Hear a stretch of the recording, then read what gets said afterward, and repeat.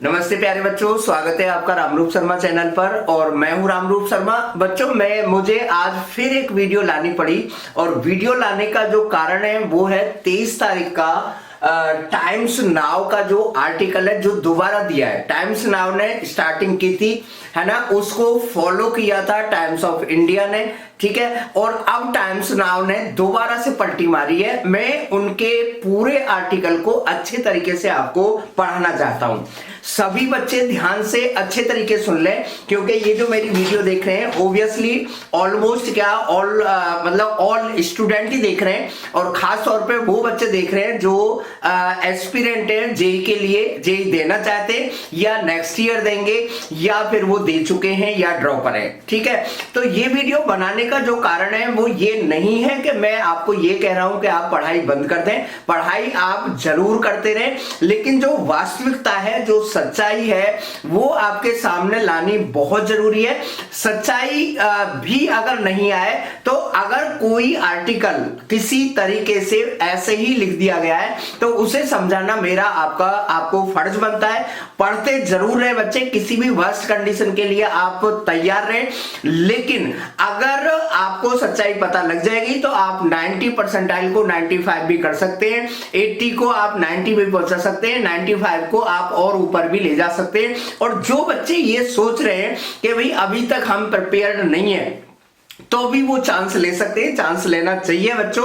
आप अपने आप को एग्जाम में बैठने की आदत नहीं बनाएंगे तो आदत बनेगी नहीं, और वहीं से आपको पता लगेगा कि क्या गलती होती है और कैसे गलती होती है। मैं आपको एक एक बात को बहुत अच्छे तरीके से समझाता हूं कि जो टाइम्स नाउ का 23 तारीख का जो आर्टिकल उन्होंने दोबारा से दिया है उसके एक एक शब्द को मैं आपको समझाने की कोशिश करूंगा। आप अच्छे तरीके से समझ जाएंगे।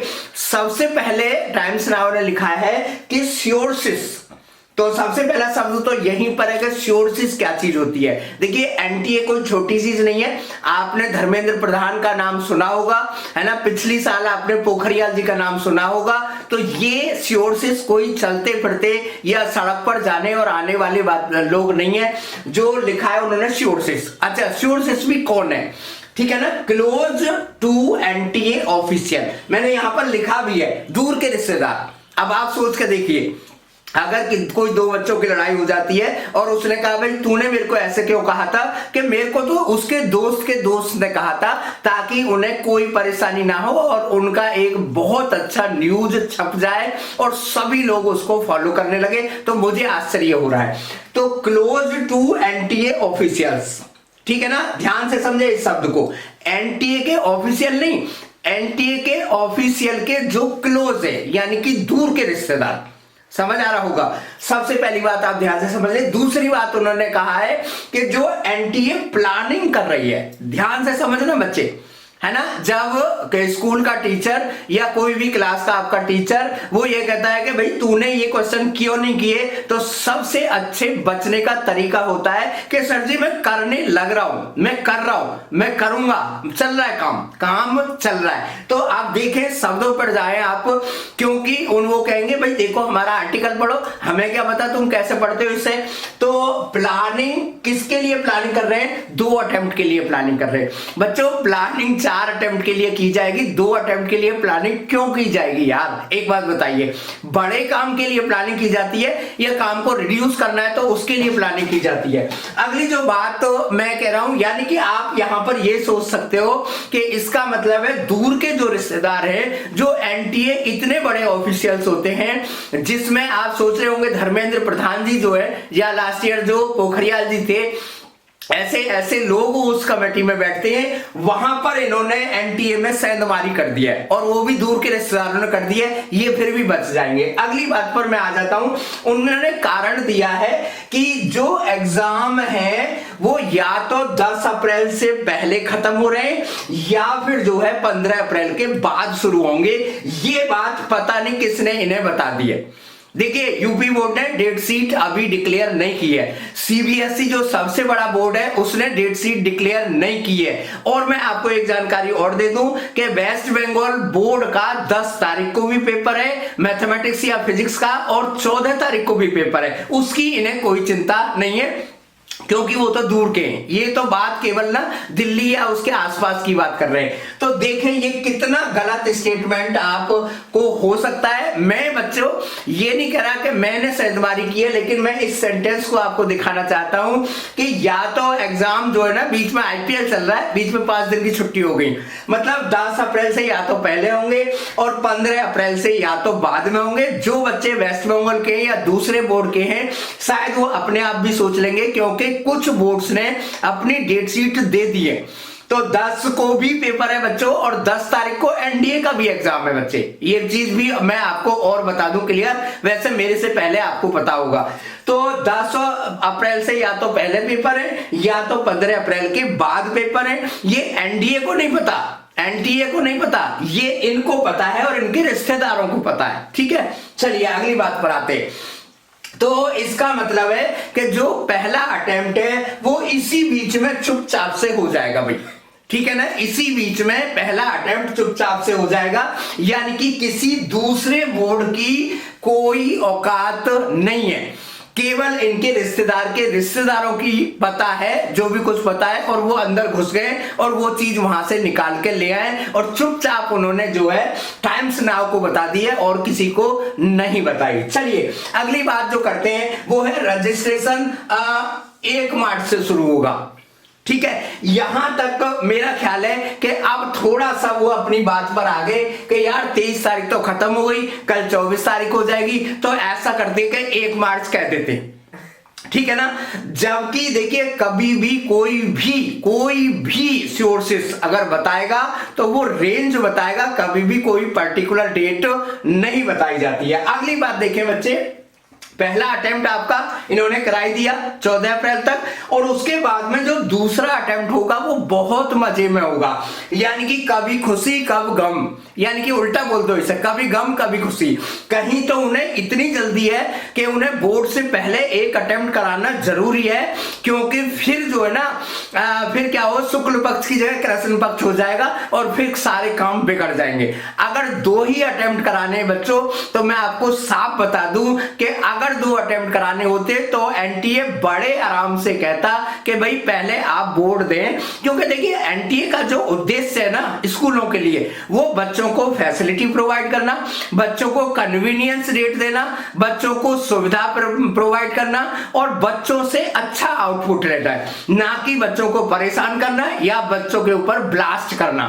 ठीक है, तो कहीं तो 10 से 14 अप्रैल में करना बहुत जरूरी है और कहीं फिर सीधा जो पेपर है ना वो जून में चला गया है ना, जबकि 26 अप्रैल से पेपर है, बहुत सारे बोर्ड के 1 अप्रैल से भी पेपर है, 2 अप्रैल से भी पेपर है, 10 अप्रैल से भी पेपर है, फिर अप्रैल मई और जून वहां तक पेपर जाएगा, यानी कि दूसरा पेपर बिल्कुल सही है। अगली बात में तो आपको मजा आ जाएगा कि जो एडवांस का पेपर है वो निश्चित हो गया है रिश्तेदारों को द्वारा ही कि 5 अप्रैल 2022 को एडवांस का पेपर खत्म हो जाएगा। बच्चे देखिए, अगर थोड़ा सा आप और ध्यान लगा ले कि कहीं तो ये पहले अटेम्प्ट और दूसरे अटेम्प्ट के लिए, जिसमें एनटीए ये भी सोच सकती है कि बच्चों को बहुत टाइम मिल गया है, ठीक है ना, पेपर भी जो है केवल 40 मार्क्स का है, सिलेबस जो है वो भी रिड्यूस करने के बाद में हाफ सिलेबस है, उसमें भी इंटरनल असेसमेंट है, तो बच्चों को बहुत ज्यादा प्रॉब्लम नहीं है जेईई की तैयारी करने के लिए। और कहीं देखें, यानी कि जो एडवांस का पेपर है उसमें और इसमें जो डिफरेंस है वो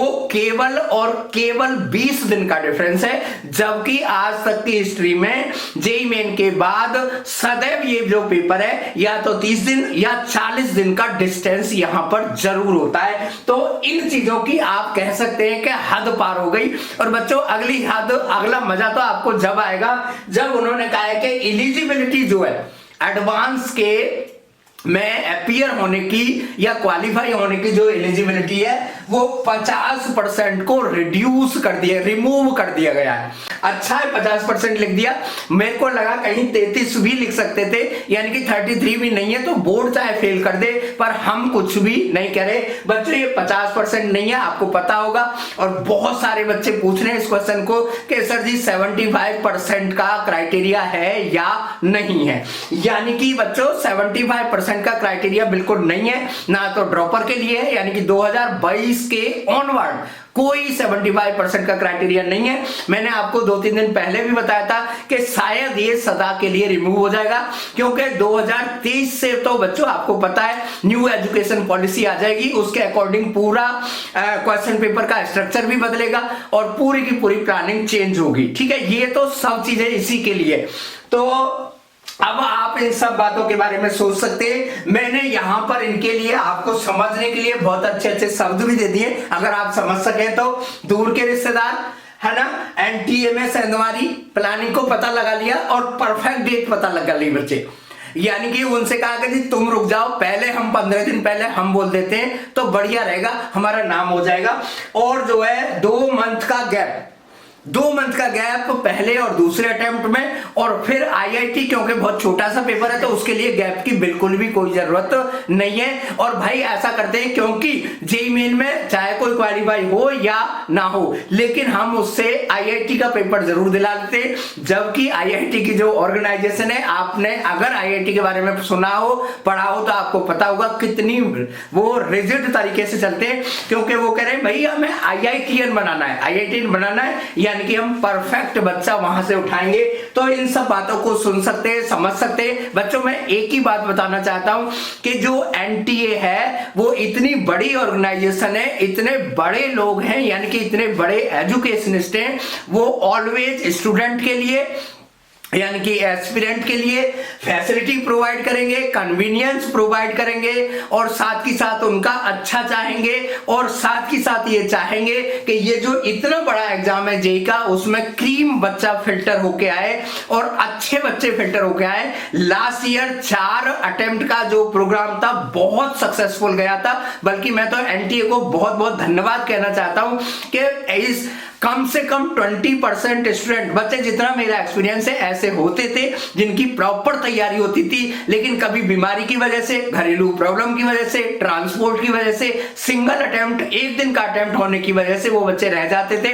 और लास्ट ईयर ऐसा नहीं हुआ, और यही रीजन हुआ कि आईआईटी की जो कट ऑफ गई है ना, वो 88 परसेंटाइल पर गई बच्चे, जबकि आज तक कभी नहीं हुआ।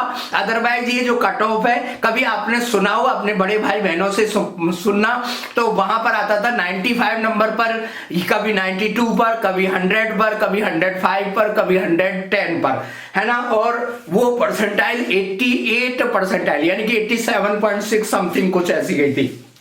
तो मेरा मानना अभी भी बच्चों यही है, आप भी इन सब चीजों को देख के सोच सकते हैं कि जो रजिस्ट्रेशन है मैंने 24 से 28 के बीच में सोचा है, ये बात मुझे काफी सही लग रही है। बच्चों ये ध्यान रखना है कि मेरा मतलब केवल एनटीए, ये टाइम्स ऑफ नाउ से या टाइम्स ऑफ इंडिया से कुछ नहीं है, लेकिन इस पॉइंट पर टाइम्स ऑफ इंडिया, ये सब चीजों को मैंने प्योरली आपको आपके सामने रखा है, वो बिल्कुल सही मुझे नहीं लग रहा है। मेरे अकॉर्डिंग जो डेट है बच्चों, वो 24 से 28 के बीच में रजिस्ट्रेशन शुरू हो जाना चाहिए। और पहला जो अटेम्प्ट है वो मई के लास्ट में, दूसरा अटेम्प्ट जून के सेकंड वीक में, तीसरा अटेम्प्ट जुलाई के फर्स्ट वीक में, चौथा अटेम्प्ट जुलाई के लास्ट वीक में, और जो आपका आईआईटी एडवांस का जो पेपर है वो सितंबर के फर्स्ट वीक में या अगस्त के लास्ट वीक में होना चाहिए। अपनी तैयारी करते रहिए, मेरे साथ बने रहिए, चैनल को सब्सक्राइब जरूर कर दें। Thank you so much and all the very best.